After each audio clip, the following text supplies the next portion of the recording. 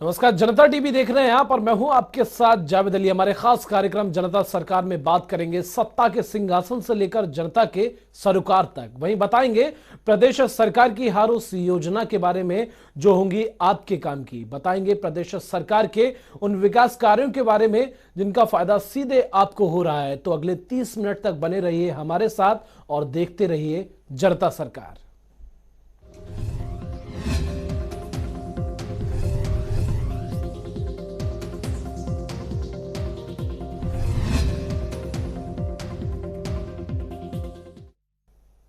तो अपने खास कार्यक्रम जनता सरकार की शुरुआत करेंगे। हरियाणा के मुख्यमंत्री मनोहर लाल दिल्ली दौरे पर थे। इस दौरान उन्होंने केंद्रीय मंत्री भूपेंद्र यादव और केंद्रीय मंत्री अश्विनी वैष्णव से मुलाकात की, जहां कई मुद्दों पर बातचीत की गई। वहीं हरियाणा के मुख्यमंत्री मनोहर लाल ने पत्रकारों से बात करते हुए मुलाकात की जानकारी दी। उन्होंने बताया कि इंफ्रास्ट्रक्चर का महत्व बढ़ रहा है, चाहे वो रेल हो या रोड। इसी कड़ी में दिल्ली से हिसार नई लाइन बनाने की बात कही। फास्ट ट्रेन इस रूट पर चलेगी, साथ ही हिसार एयरपोर्ट और दिल्ली एयरपोर्ट की कनेक्टिविटी होगी। डेडिकेटेड लाइन चाहे वो ईस्टर्न हो या वेस्टर्न, दोनों हरियाणा से निकलते हैं। उन पर 10 नए रेलवे स्टेशन बनाए जाएंगे।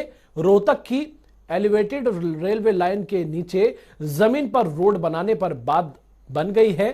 एलिवेटेड कैथल रेल लाइन पर बात हुई है। जल्द इसका डीपीआर बन जाएगा और हमें परमिशन मिल जाएगी। कुरुक्षेत्र की पहली ही बन रही है। देखिए, इंफ्रास्ट्रक्चर का जितना आगे महत्व बढ़ रहा है, उसमें चाहे हमारा रेल इंफ्रास्ट्रक्चर हो, चाहे रोड इंफ्रास्ट्रक्चर हो, उन सब के बारे में लगातार हम लोग प्रगति अपनी कर रहे हैं।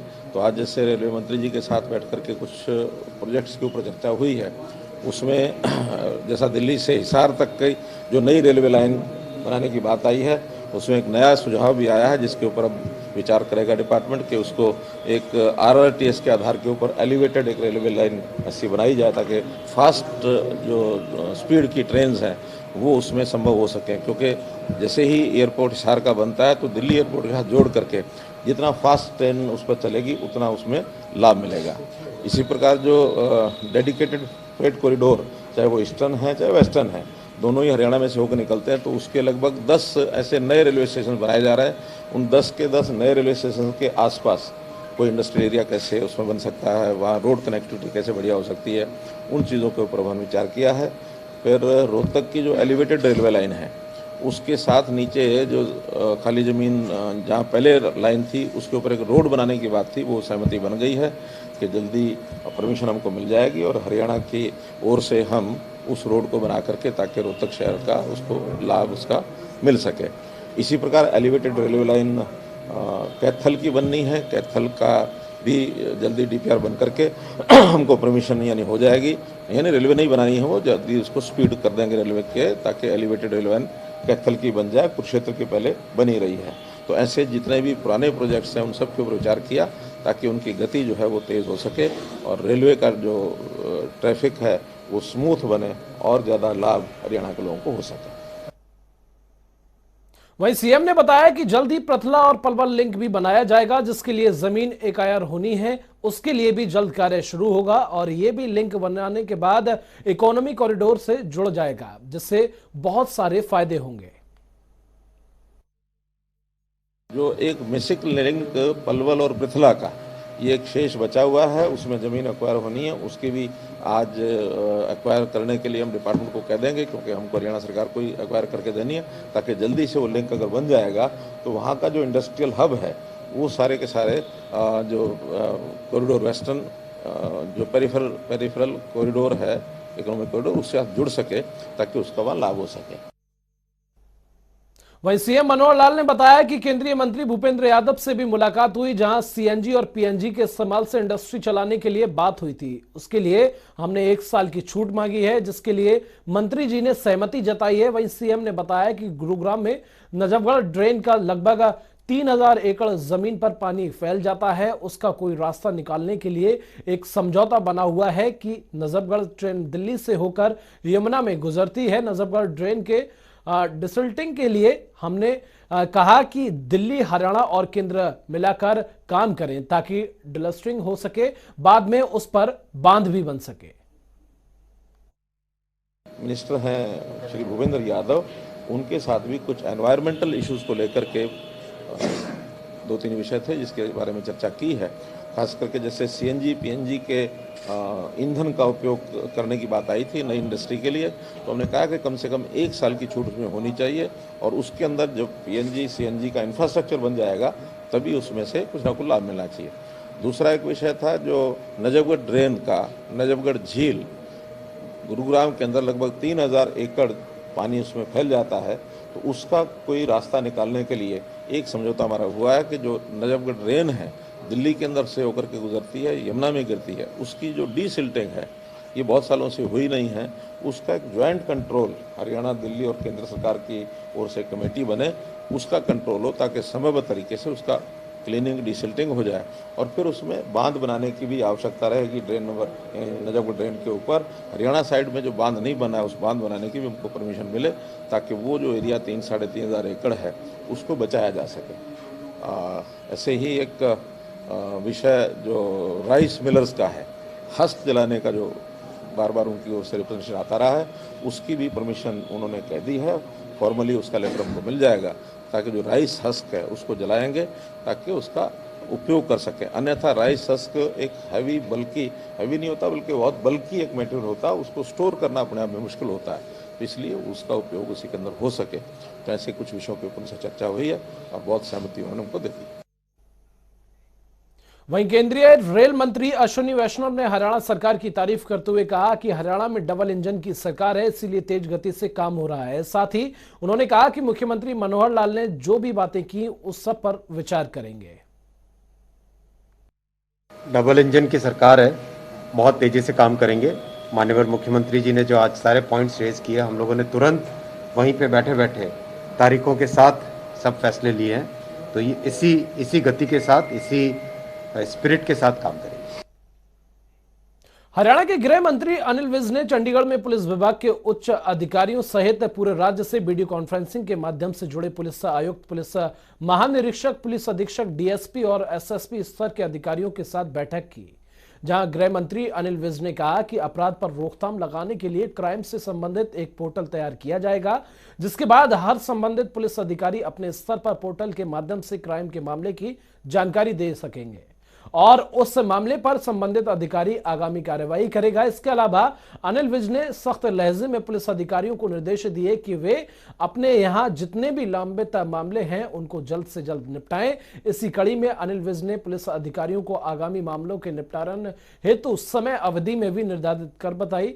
गृह मंत्री ने बैठक में पुलिस अधिकारियों से कहा कि मौजूदा ओमिक्रॉन वेरिएंट काफी ज्यादा तेजी से लोगों को संक्रमित कर रहा है। आने वाले दिनों में संक्रमण का आंकड़ा बढ़ने की बहुत ज्यादा संभावना है, इसीलिए प्रदेश को कोविड संक्रमण की मार से बचा सकते हैं। यदि नो मास्क नो सर्विस की नीति को अपनाया जाए तो बैठक में गृह विभाग के अतिरिक्त मुख्य सचिव राजीव अरोड़ा, पुलिस महानिदेशक पीके अग्रवाल, अतिरिक्त पुलिस महानिदेशक एएस चावला, ओपी सिंह, आलोक मित्तल, गृह विभाग के सचिव बलकार सिंह और आईजी अमिताभ ढिल्लो मौजूद रहे।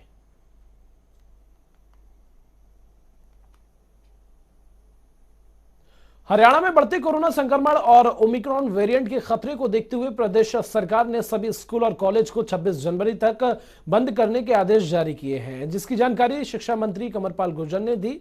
उन्होंने बताया कि कोरोना और ओमिक्रॉन के केस तेजी के साथ बढ़ रहे हैं, जिसको लेकर छात्रों की सुरक्षा को ध्यान में रखते हुए 26 जनवरी तक स्कूल और सभी कॉलेज को बंद करने का फैसला लिया गया है। इससे पहले सरकार की तरफ से 12 जनवरी तक स्कूल और कॉलेज की बंद करने को समय दिया था, लेकिन अब अवधि बढ़ाकर 26 जनवरी तक कर दी गई है। का एक प्रस्ताव है 26 तक बढ़ाने का, और मैं समझता हूँ कि 26 तक हम छुट्टियां और कर देंगे, क्योंकि जिस प्रकार से पेशेंट बढ़ रहे हैं तो सुरक्षा की दृष्टि को देखते हैं हम 26 तक इसको। उधर हरियाणा के वन एवं पर्यटन मंत्री कंवरपाल गुर्जर ने यमुनानगर के सिविल अस्पताल में कोविड-19 control room booster dose campaign for health workers और सीनियर सिटीजन वैक्सीनेशन कैंप का शुभारंभ किया। इस दौरान कैबिनेट मंत्री ने कहा कि हरियाणा सरकार कोरोना महामारी से निपटने के लिए पूरी तरह तैयार है। साथ ही उन्होंने बताया कि सिविल अस्पताल में कोविड-19 कंट्रोल रूम, बूस्टर डोज और फिट हेल्थ वर्कर अभियान और हेल्थ आईडी का शुभारंभ किया गया है और हर व्यक्ति की हेल्थ आईडी बनेगी जिसमें उसके स्वास्थ्य से जुड़ा हुआ सारा डाटा मौजूद होगा। अच्छी एक शुरुआत आज हुई है और जिस प्रकार से कोरोना के पेशेंट दोबारा से बढ़ने शुरू हुए, तो जिन लोगों को 9 महीने पहले ये डोज लग चुकी थी तो उनको दोबारा से बूस्टर डोज दी जा रही है ताकि उनकी इम्यूनिटी और मजबूत हो, तो उससे उनका बचाव हो सके। इसी प्रकार से कोविड कंट्रोल रूम यहाँ पे बनाया गया है और कोविड कंट्रोल रूम में किसी को जैसे जो होम आइसोलेशन में है तो उनके लिए एक व्यवस्था की है कि दिन में एक बार उनको फ़ोन पे सारी उनकी स्थिति के बारे में जानना, उनका मार्गदर्शन करना कि उन्हें क्या करना है और उनका स्वास्थ्य कैसा है, किस प्रकार की उनकी जरूरत है।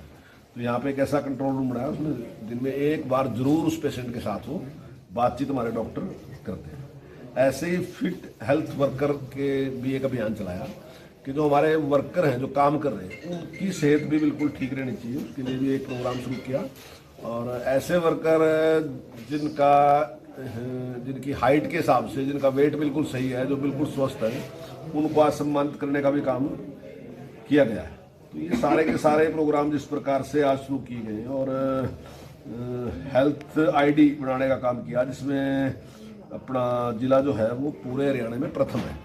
तो उसमें एक आईडी बनाई गई जिसमें उसकी हेल्थ के बारे में पूरी जानकारी दी गई। अगर वो कहीं भी किसी भी हॉस्पिटल में जाता है तो निश्चित तौर से वहाँ उसके बारे में पूरी जानकारी डॉक्टर के पास होगी। वो एक बार क्लिक करेगा और उसको सारी जानकारी उसके बारे में मिल जाएगी और उसका इलाज करना, उसको कोई भी इस प्रकार की सहायता देना डॉक्टर के लिए बहुत ही आसान होगा क्योंकि डॉक्टर उसकी पूरी जानकारी है। ये बहुत ही अच्छा काम आज इस प्रकार से शुरू किया गया है। मैं समझता हूँ इसके लिए मैं सीएमओ साहब को, उनके सारे स्टाफ है उसको।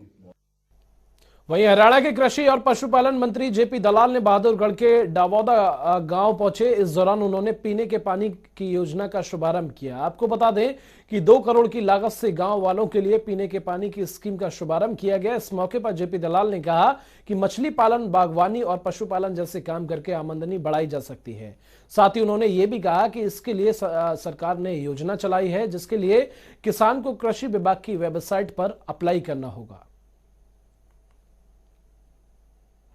आज गांव में दुर्भाग्य की बात है कि आज़ादी के 70 साल बाद भी दिल्ली के इतने पास के गांव जहां खेतों में पानी भरा हुआ है, गांव में पीने के पानी की समस्या है, उसके इंतज़ाम करने के लिए गांव में मीठा पानी मिले 2 करोड़ की योजना का आज शुरुआत की गई है जिससे 70 लीटर की प्रति व्यक्ति के हिसाब से पूरे गांव को पीने का पानी मिले।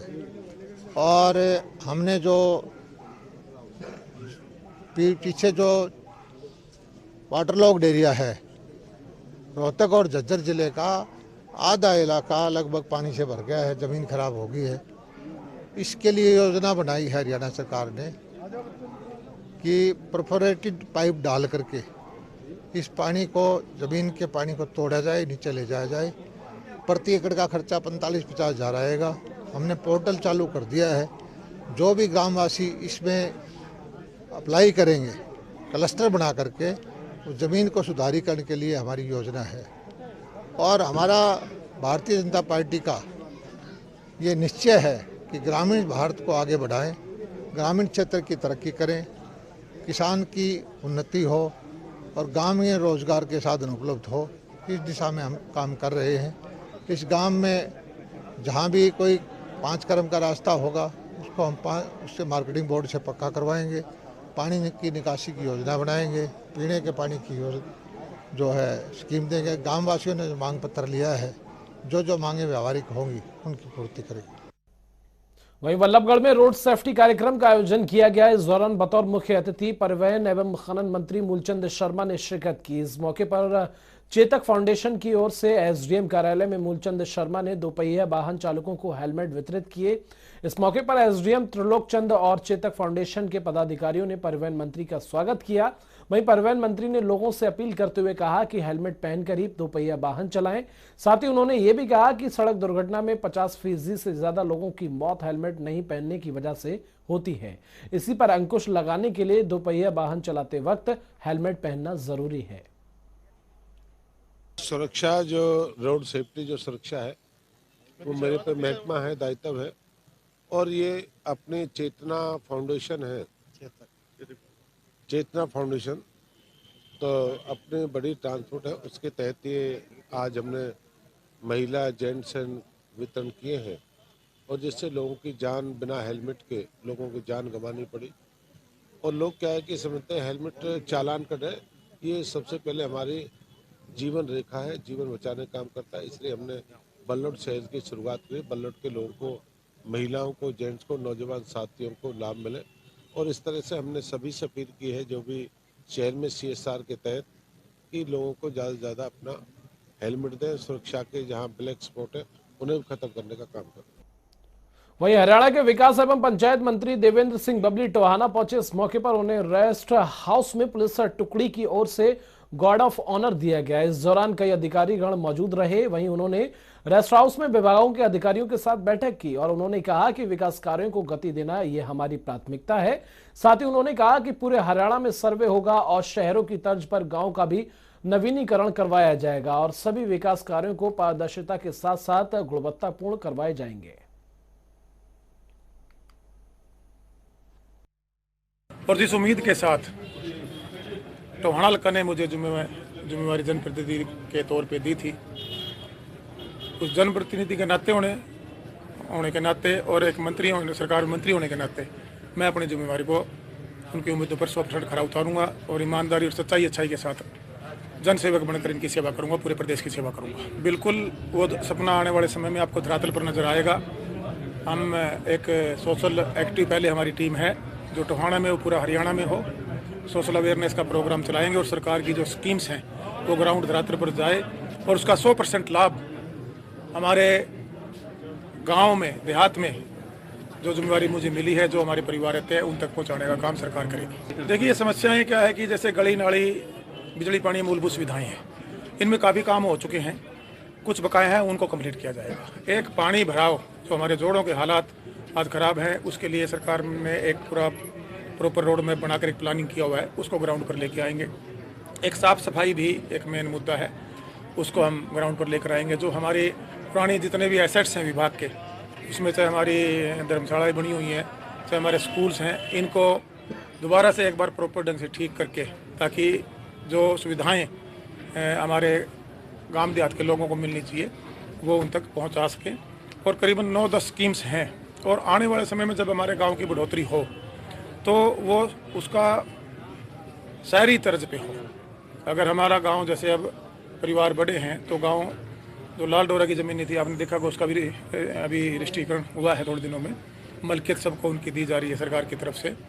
तो इसी तरीके से अगर गांव और आगे बढ़ता है तो उस स्कीम को भी गांव के लिए भी लेके आया जाएगा। और स्वच्छ पानी की पिछले दिनों आपने देखा होगा केंद्र की तरफ से एक फंड आया था, पूरे हरियाणा में करीबन उसको 85% घरों तक हर घर जल हर घर नल की स्कीम सरकार ने पूरी कर ली है। ऐसे ही और जो मूलभूत सुविधाएं हैं, करीबन 9-10 सुविधाएं गांव तक ले जाने की सरकार की मंशा है, उनको हम धरातल पर लेकर आएंगे।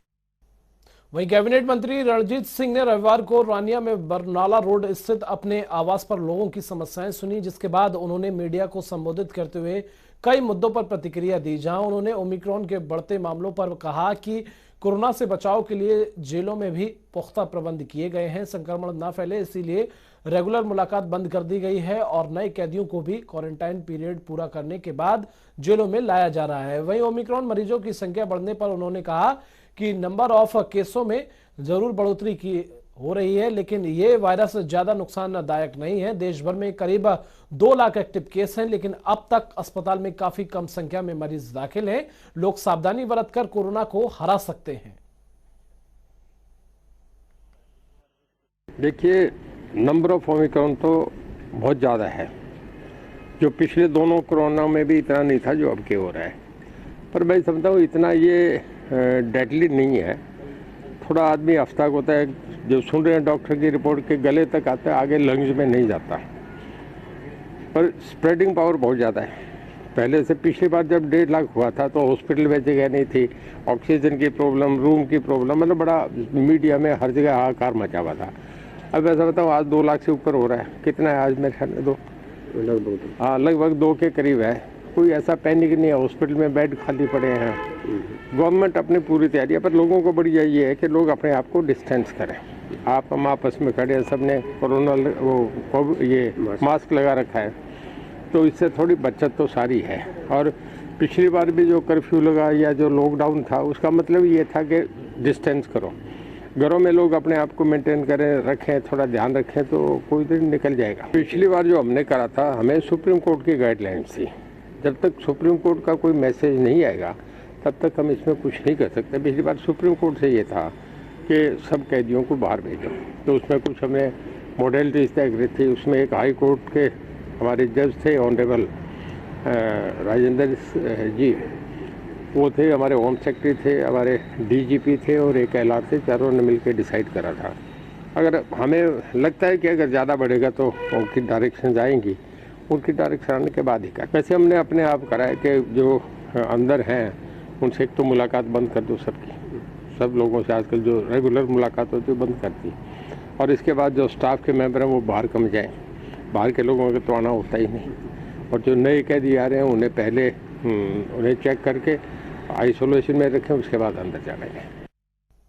और विश्व कौशल प्रतियोगिता में राष्ट्रीय स्तर पर हरियाणा ने बेहतरीन प्रदर्शन करते हुए 11 पुरस्कार जीते हैं। हरियाणा के हिस्से 3 स्वर्ण, 4 रजत, 1 कांस्य और 3 उत्कृष्टता के लिए पदक आए हैं। Auto body repair I&AC building में हरियाणा ने स्वर्ण जीता। Cooking industry design mechatronics team ने रजत जीता, तो वहीं रेस्टोरेंट सर्विस में हरियाणा ने कांस्य पदक जीता। वहीं ब्यूटी थेरेपी I&AC और इंडस्ट्रियल कंट्रोल में हरियाणा के हिस्से में उत्कृष्टता पदक आए। वहीं हरियाणा इस साल चीन में होने वाली विश्व कौशल प्रतियोगिता में देश का प्रतिनिधित्व करेगा।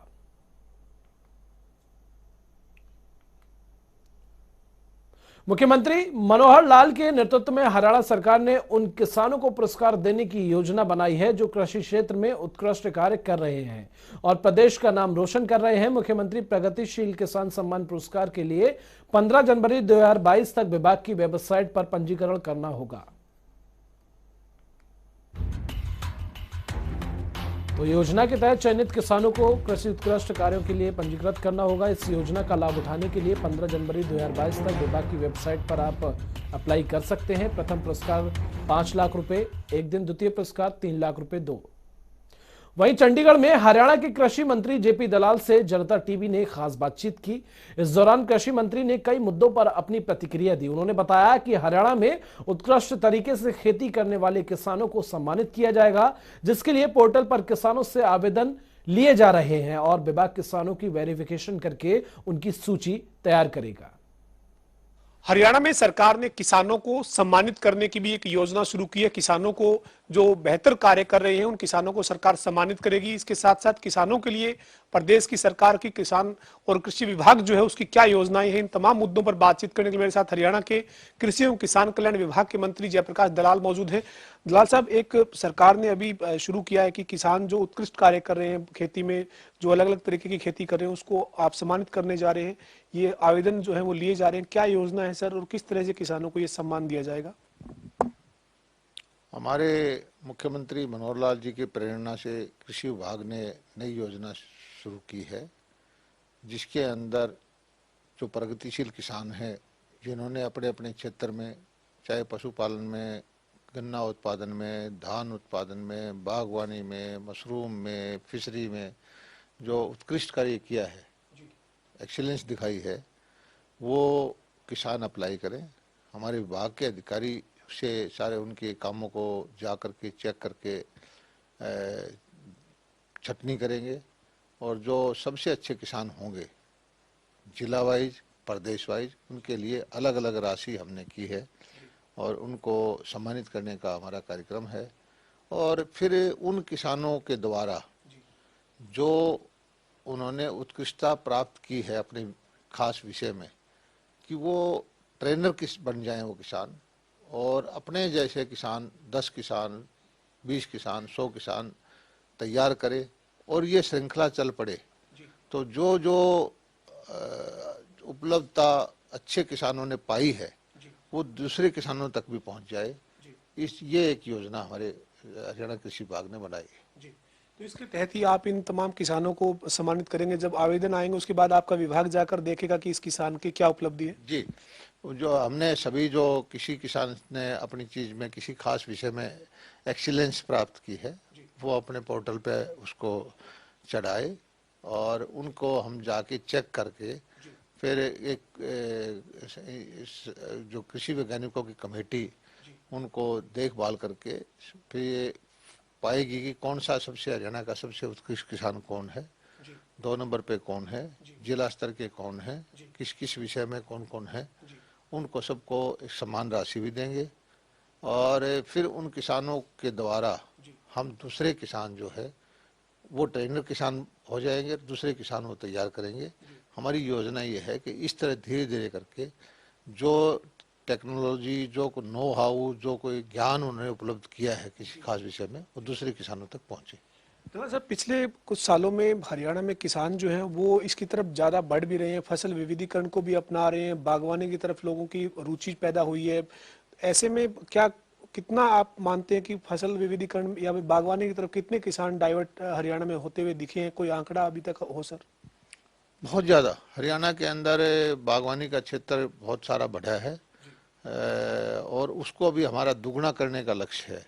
हरियाणा में इंडो इजराइल की अपने तालमेल से बागवानी के बहुत सारे सेंटर हैं और बागवानी के लिए हमने तरह तरह की योजनाएं बनाई हैं कि सब्जियों के लिए जो सब्सिडी देते हैं हम, मल्चिंग के लिए देते हैं ना, सब भावांतर भरपाई तो फसल तैयार होने के बाद है, जो उगाने के लिए पौध देते हैं उसमें सब्सिडी देते हैं। हमारी योजना ये है कि कोई नर्सरी बनाए उसको हम सब्सिडी देते हैं, कोई तार बांस लगाए उसको सब्सिडी देते हैं, मल्चिंग करते हैं उसमें हम सब्सिडी देते हैं, बांस लगाए और बॉम्बे हाउस बनाए, नेट हाउस बनाए, माइक्रो इरिगेशन करे।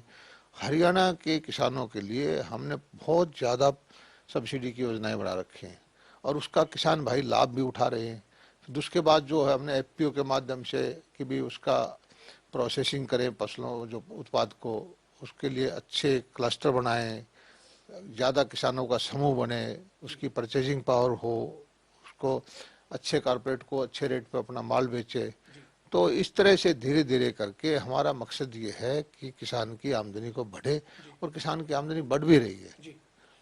ये दो जो है वो सर मत्स्य पालन को लेकर भी हाल ही में मुख्यमंत्री जी की और आपके विभाग की बैठक हुई थी। मत्स्य पालन में भी हरियाणा के किसानों की काफी रुचि नजर आ रही है। और इसी के साथ हमारे खास कार्यक्रम जनता सरकार में फिलहाल के लिए बस इतना ही। देश और दुनिया की तमाम खबरों के लिए आप देखते रहिए जनता टीवी।